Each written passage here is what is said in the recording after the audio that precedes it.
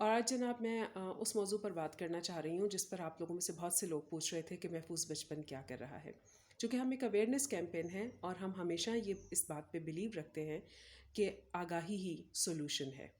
تو جو وہ ڈومیسٹک ہیلپ بچی جس کو کہ بہت برے طریقے سے زخمی کیا ہے، جہاں وہ مالکان جن کے ہاں وہ رہ رہی تھی انہوں نے، اور پھر اس بچی کو بہت بری حالت میں اس کے والدین کے حوالے کیا گیا، اور اب وہ بچی زندگی اور موت کی جنگ لڑ رہی ہے. پہلی بات تو یہ کہ میں کیس کے اوپر نہ وکٹم کا نام لے رہی ہوں نہ ہی اکیوزر کا نام لے رہی ہوں. یہ ذرا ذہن میں رکھیے گا کیونکہ یہ جرنلسٹک ایتھکس کے خلاف بات ہے. دوسری بات یہ ہے کہ ہم اس کو ٹیسٹ کیس سمجھتے ہوئے اوور آل اپنی سوسائٹی کو کیوں نہیں دیکھ رہے ہیں. آخر اس کی وجوہات کیا ہیں؟ کیوں اتنے چھوٹے بچوں کو بانڈڈ لیبر کی طرز پر آپ کسی کو 6 مہینے کے لیے بھیج دیتے ہیں؟ کیوں کوئی کسی کے بچے کو اپنے بچوں کو پالنے کے لیے ہائر کر لیتا ہے بہت ہی چھوٹی سی رقم کے عوض؟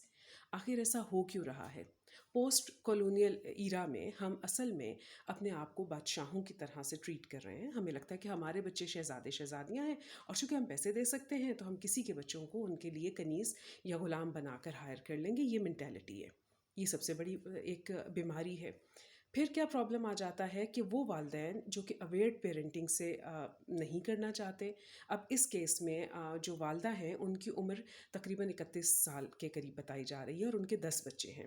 اور مضروب بچی جو ہے، جو وکٹم بچی ہے، یہ ان کی 5ویں نمبر کی بچی ہے.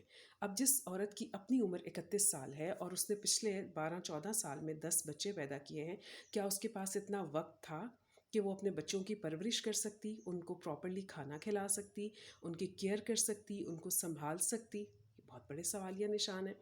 پھر انہوں نے اپنی پاورٹی سے، اپنی غربت کو ختم کرنے کا طریقہ کار یہ نکالا کہ انہوں نے اپنے بچوں کو، میں یہ بالکل ایسا نہیں ہے کہ میں وکٹم بلیمنگ کر رہی ہوں، میں اس پہ ایکڈیمک گفتگو کر رہی ہوں کہ انہوں نے اپنے بچوں کو کسی اور کو دے دیا چند پیسوں کے عوض. اب آگے جو لوگ ہیں ان کے ہاں ویلیو سسٹم نہیں ہے، اخلاقی اقدار نہیں ہے، خدا کا خوف نہیں ہے، معاشرے کا خوف نہیں ہے، قانون کا خوف نہیں ہے، کسی طرح کی ان کی انڈرسٹینڈنگ ہی نہیں ہے. ان کے اپنے نفسیاتی بیگیجز ہیں، ان کے اپنے کوئی مسائل ہیں، ایموشنل بیگیجز ہیں جس کو وہ ولنریبل کے اوپر اتار رہے ہیں.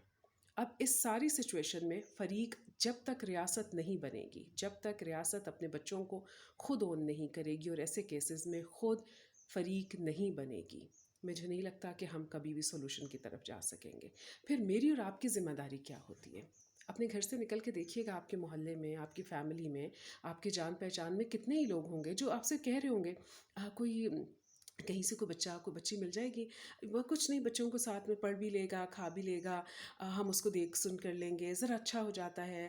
بڑوں کے اوپر ذرا بھروسہ نہیں ہوتا، بڑی جو ایج کی خواتین ہیں وہ چوری کر لیتی ہیں، جو مرد ہوتے ہیں ان کو گھر کے اندر نہیں آنے دیتے، تو بچے ذرا سیف ہوتے ہیں. بھائی بچے کیوں سیف ہوتے ہیں؟ وہ تو خود آپ کے پاس غیر محفوظ ہو جائیں گے. اس رویے کو کنڈیم کرنے کی ضرورت ہے. روک دیجئے. ہم جا کے کسی کو مار نہیں سکتے، لیکن آپ سوشلی اپنے آپ کو اتنا اسٹرانگ تو کر سکتے ہیں کہ کسی کو آپ یہ بات کہیں کہ یہ اخلاقی طور پر، قانونی طور پر، مذہبی طور پر استحصال ہے، یہ زیادتی ہے کسی کے ساتھ.